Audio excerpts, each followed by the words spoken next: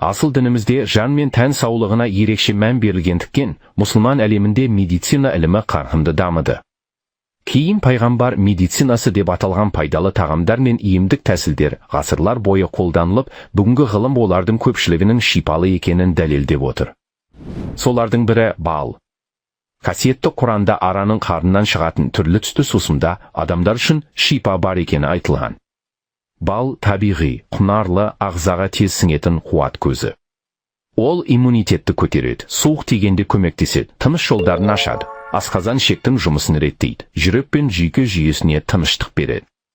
Халқымыздың өзі жөтел тигенде сүтке қосып ішу, моншаға түскенде денеге жағу секілді қарапайым тәсілдерді ертеден қолданып келген. Дегенмен балды да әркім өз ағзасының ерекшелігін ескеріп, мөлшермен, тәртіппен пайдаланғаны жөн. Қара зиреде хадистерде ең көп айтылатын емдік құралдың бірі. Қара зиреде өлімнен басқа барлық дертке шипа бар деген сөздің өзі оның қадірін аңғартады. Көне емшілер оны иммунитетті көтеретін, асқазан жұмысын жақсартатын, денені тазартып, зат алмасуды реттейтін өсімдік ретінде қолданған. Бүгінде оның құрамындағы дәрумендер мен пайдалы майлардың ағзаға үлкен пайда келетіні ғылымда дәлелденіп отыр. Ал қан алдыру ағзада тұрып қалған қоюланған арам қанды сыртқа шығарып, денені сергітетін дәстүрлі ем тәсілі. Пайғамбарымыздың өзі де оған Алланың салауаты мен сәлемі болсын хиджама жасатып, оны ең жақсы емдердің бірі деп бағалаған. Бұл әдіс қан айналымын жақсартып, ағзаны жаңартып, адам бойына жеңілдік пен сергектік береді. Дәстүрлі медицина мен шығыс емінде кейде қанның бір бөлігі негізгі айналымға толық қатыспай, ұсақ қан тамырлар, капиллярлар деңгейінде жиналып қалады деп түсіндіріледі. Хиджама осы тері астындағы беткі қабатта жиналған қанды вакуум арқылы шығару әдісі. Ол ағзаның ішкі жаңару тетігін іске қосып, жаңа қан түзілуін жандандырады. Сондықтан дәрі-дәрмексіз ағзаның өз мүмкіндігін пайдаланып емделу тәсілі ретінде қарастырылады. Хиджаманы классикалық медицинадағы венадан қан алу, яғни талдау, немесе донорлық мақсаттағы қан алумен шатастырмау керек.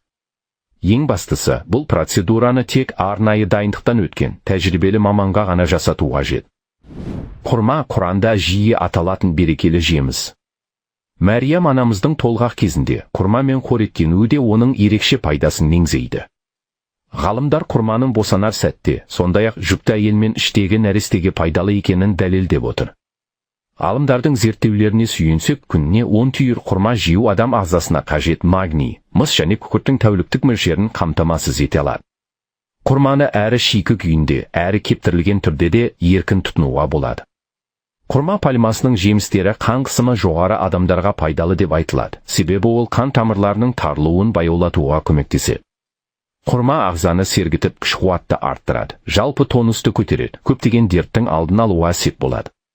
Әсіресе экологиясы нашар аймақтарда тұратын адамдарға оны жиі жеу ұсынылады.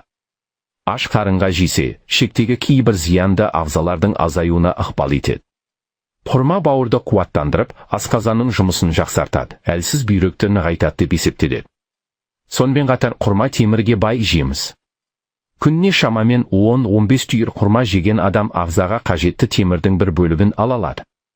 Құрманы үзбей тұтыну сүйектің сынғыштығының алдын алып, остеопороздың қаупін азайтуға көмектеседі деп айтылады. Зәйтүн майы да Құранда аталып, мүбәрәк ағаштың жемісі деп бағаланған. Ардақты пайғамбарымыз да оған Алланың салауаты мен сәлемі болсын зәйтүн жайлы, зәйтүн майын жеңдер, оны денеге жағыңдар, өйткені ол мүбәрәк ағаш деп өсиет еткен. Тағы бір хадисінде зәйтүн майының бойында көптеген дертке шипа бар екенін айтып, оны тағам ретінде де, күтім үшін де қолдануға кеңес берген.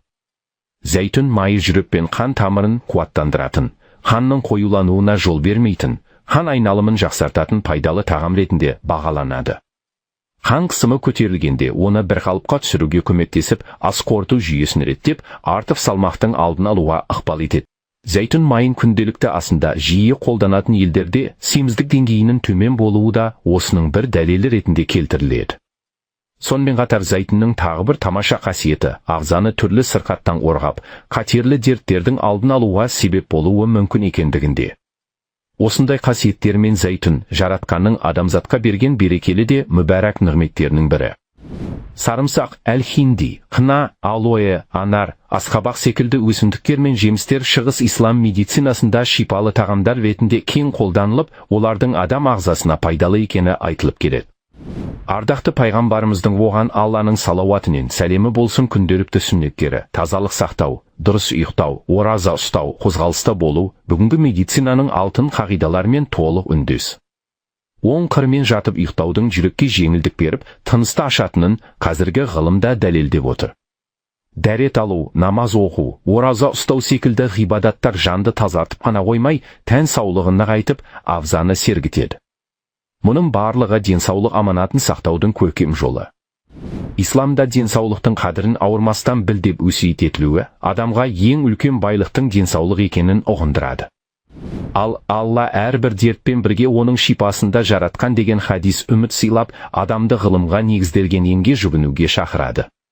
Сондықтан сүннетті ұстану, құлшылыққа мән беру, жүрек пен тән саулығын сақтаудың даңғыл жолы. Денсаулық дұрыс өмір салтымен, дұрыс ниетпен, сабыр мен шүкір арқылы қорғалатын үлкен аманат. Көп көрермен доктор Берік арнасын жазылусыз көреді. Ал жазылу дәл осындай пайдалы, шынайы, қазақша медициналық контенттің жалғасуына көмектеседі.